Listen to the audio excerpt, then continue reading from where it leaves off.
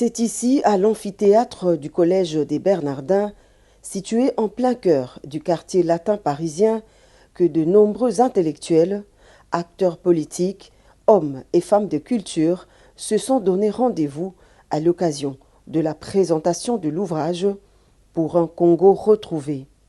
À travers ce livre, couché sur une centaine de pages, son auteur, le président de la République, Félix-Antoine Tshisekedi Tshilombo, se pose en garant de la démocratie et du renouveau.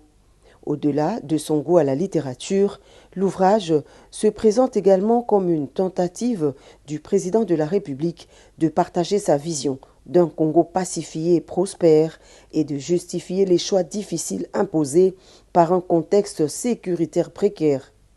Évoquant la situation qui prévaut à l'est de son pays, la République démocratique du Congo, Félix-Antoine Tshisekedi Tshilombo dénonce encore une fois les velléités prédatrices dont est victime son peuple depuis plusieurs décennies. Je ne pouvais en aucun cas manquer à ce noble devoir de m'exprimer sur la tragédie que connaît mon pays,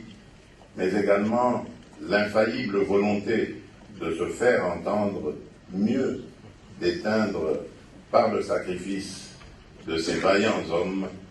et de ces vaillantes femmes le péril représenté par les velléités prédatrices et expansionnistes exprimées par certaines puissances étrangères. Mon pays fait face, comme vous le savez, à une agression lâche et barbare fomentée par des puissances extérieures en violation du droit international, auquel vient s'ajouter l'activisme de forces négatives étrangères et nationales,